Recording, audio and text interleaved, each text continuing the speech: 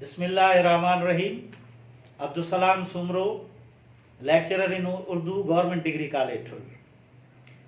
जैसा कि हम सब जानते हैं कि एक बीमारी, एक वबा पूरी दुनिया में फैली हुई है कोरोना वायरस के नाम से, और इससे हमारा मुल्क प्यारा पाकिस्तान भी मुतासिर हुआ है।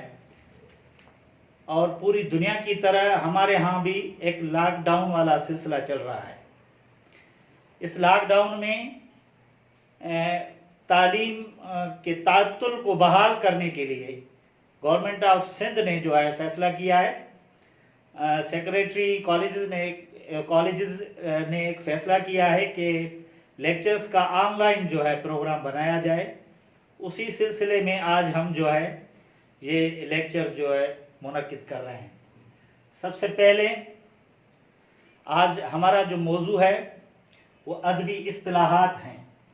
अदबी इस्तिलाहात क्या हैं, कुछ बुनियादी चीज़ें इनमें पढ़ेंगे और उस अदबी इस्तिलाहात को मज़ीद समझने के लिए एक गज़ल हमने जो है यहाँ पर दर्ज करनी है, लिखनी है, जो मिर्ज़ा असदुल्ला खान गालिब की गज़ल है। अदबी इस्तिलाहात में जो है सबसे पहले शेर है। शेर क्या है?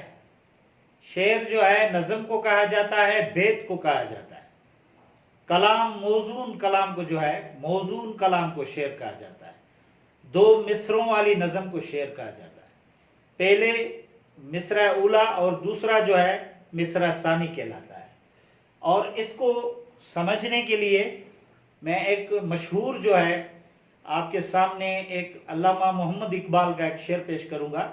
मशहूर शेर है, आफाकी शेर है कि मोहम्मद से वफा तूने तो हम तेरे हैं, ये जहाँ चीज़ है क्या लोहो कलम तेरे हैं। तो इसे हम शेर कहेंगे। उसके बाद जो है शेर में जो बुनियादी चीज़ें हैं वो काफिया है,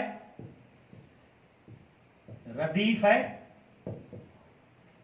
चूंकि हम ये सारी चीज़ें गज़ल में ढूंढने की कोशिश करेंगे, तो एक मिसाल के तौर पर जैसे मैंने पहले बताया कि एक मिसाल के तौर पर हमने एक गज़ल जो है गालिब की जो है ली हुई है, जो यहाँ पर दर्ज कर रहा हूं, मैं लिख रहा हूं।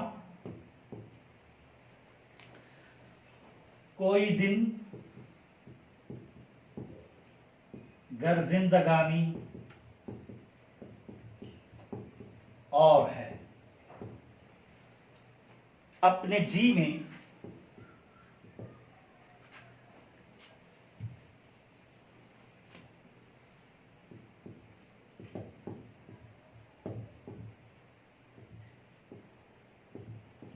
हमने ठानी और है।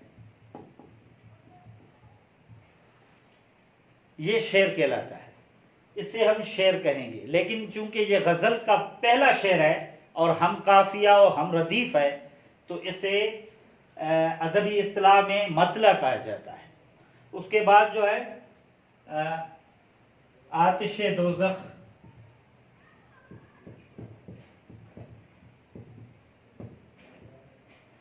में ये गर्मी कहाँ, आतिशे दोज़ख में ये गर्मी कहाँ, सोज़े गम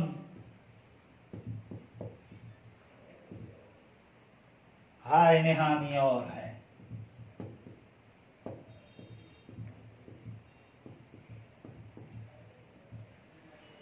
तीसरा शेर है। 12 देखी हैं हमने,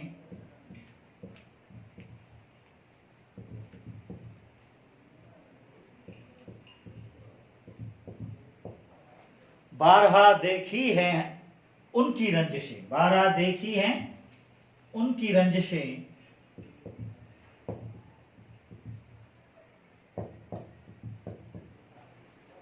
पर कुछ अब के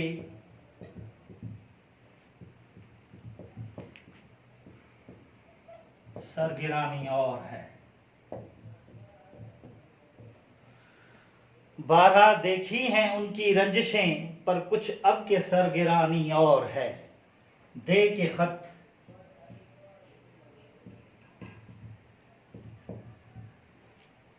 दे के खत मुंह देखता है नामावर,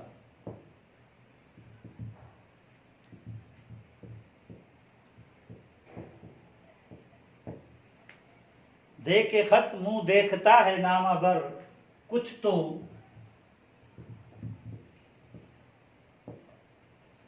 पैगाम ज़बानी और है।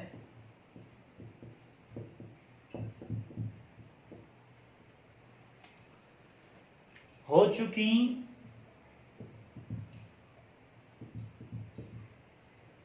गालिब, हो चुकी गालिब बलाएं सब तमाम,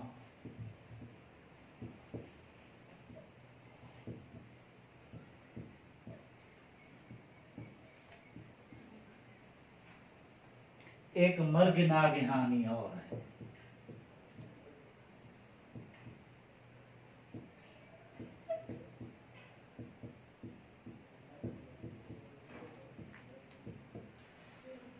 ये हमने गजल जो है गालिब की इस्तेमाल यहाँ पर लिखी है, क्योंकि हम जो आज जो हमारा मौजू है अदबी इस्तिलाहात, उनको बेहतर अंदाज से समझ सकें कि ये अदबी इस्तिलाहात किस तरह इस्तेमाल होती हैं और किस तरह इनका जो है इस्तेमाल होता है और किस तरह बनाई जाती है। तो रदीफ के बाद गज़ल, क्योंकि गज़ल जो है गज़ल लिखी है, इस वजह से गज़ल पर भी थोड़ी बहस करनी होगी। तो शेर है, शेर कलाम मौजून को शेर कहा जाता है, जैसे मैंने पहले बताया। उसके बाद आता है काफिया। काफिया हम जो है हम आवाज़ अल्फाज को कहते हैं, पीछे चलने वाले को कहते हैं। और काफिया की जमा जो है वो कवाफी है, कवाफी इसकी जमा है। जिस तरह इस गज़ल में जिंदगानी, ठानी, निहानी, सरगरानी, ज़बानी, नागहानी, ये सारे जो है काफिये हैं और इनकी जमा जो है कवाफी है। उसके बाद जो है रदीफ आता है। रदीफ यानी पीछे बैठने वाले को कहते हैं, रदफ से निकला हुआ है। और ये जो है गज़ल या कसीदे में इसका इस्तेमाल होता है, लेकिन शायर की मर्जी पर मुनसर है कि वो रदीफ जो है इस्तेमाल करता है कि नहीं। लेकिन गालिब ने इस अपनी शुराफा गज़ल में जो है ये रदीफ इस्तेमाल किया है। और रदीफ एक या दो अल्फाज या तीन अल्फाज होते हैं, एक या दो लफ्ज़ या उनसे ज़्यादा अल्फाज होते हैं जो काफिये के बाद में बार बार दोहराए जाते हैं। जिस तरह यहाँ पर दोहराया गया है, और है, और है, और है, इससे हम रदीफ कहेंगे।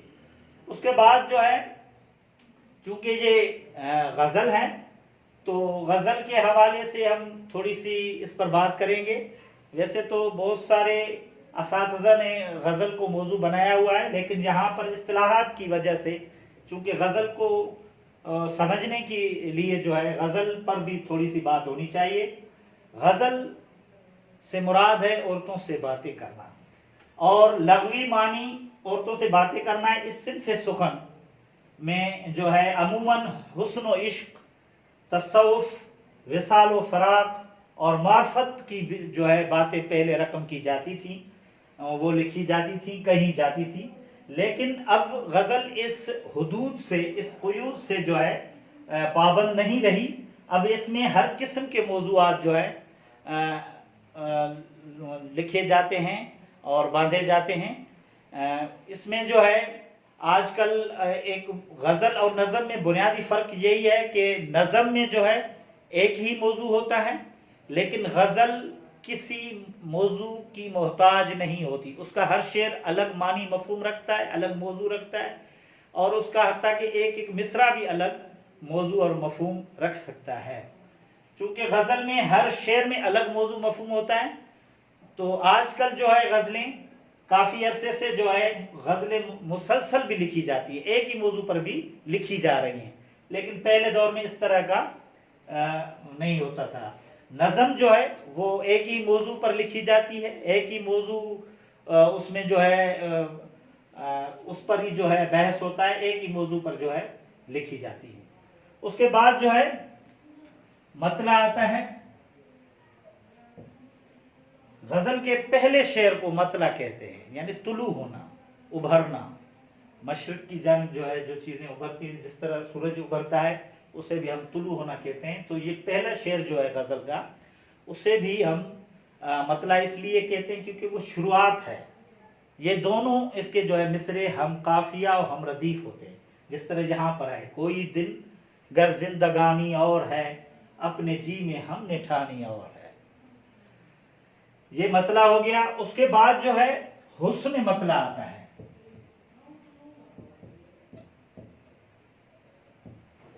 हुस्न मतला बहुत सारे शोरा ने इसको भी इस्तेमाल किया है, इस इस्तिलाह को भी इस्तेमाल किया है, लेकिन चूंकि इस गज़ल में हुस्न मतला इस्तेमाल नहीं हुआ, तो हुस्न मतला भी मतला ही की तरह का एक शेर होता है, जो मतला के बाद जो है शायर रखते हैं। एक होता है, दो होते हैं, हुस्न मतला सानी भी है, लेकिन यहाँ पर जो है सिर्फ मतला है। गालिब ने सिर्फ मतला से काम लिया है। उसके बाद जो है बैतुल गज़ल।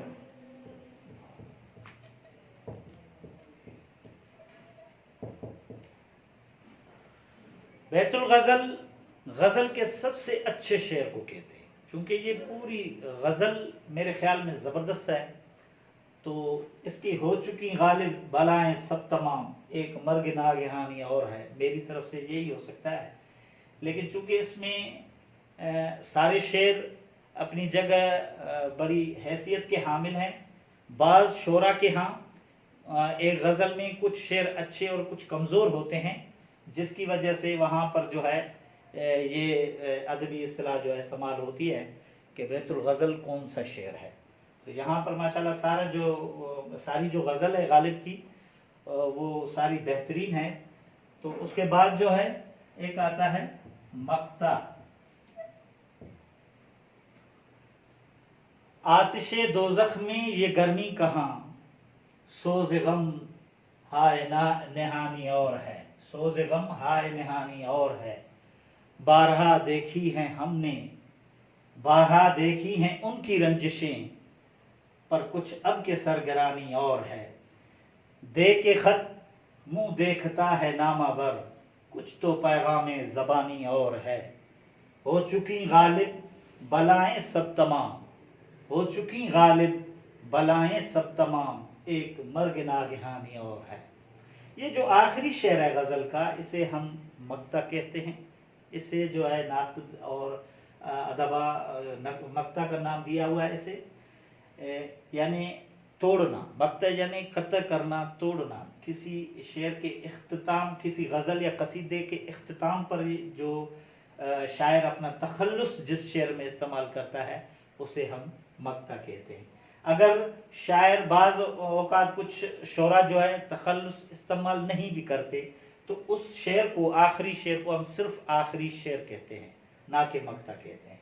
लेकिन इसमें चूँकि गालिब ने अपना तखल्लुस इस्तेमाल किया है, तो इससे हम मक्ता कहेंगे, यानी कत्ल कर रहे हैं, इसे तोड़ रहे हैं, ख़त्म कर रहे हैं, इख्तिताम पजीर हो रही है ये गज़ल। एक 5 अशार पर मुश्तमिल ये जो गज़ल है, ये इख्तिताम पजीर है। उसके बाद आता है तखल्लुस।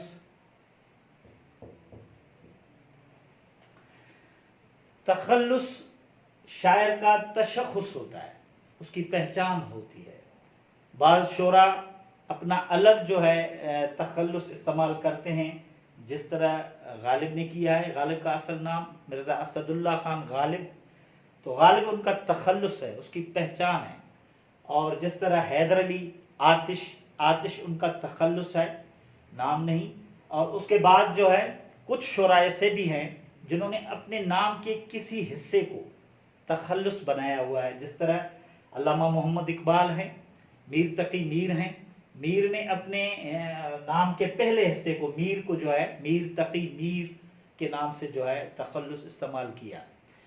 और अल्लामा इकबाल ने नाम के दूसरे हिस्से को जो है इकबाल के नाम से उन्होंने अपना तखल्लुस इस्तेमाल किया है।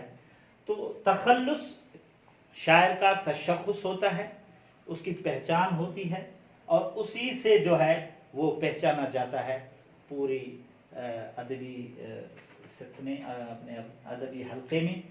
तो जिस तरह मैंने कहा कि ये आखिरी शेर है उसका गज़ल का, तो यहाँ पर गालिब ने अपना तखल्लुस इस्तेमाल करके गज़ल को ख़त्म किया। ये कुछ बुनियादी इस्तिलाहात थी जिन पर हमने बहस की, सीखने की कोशिश की।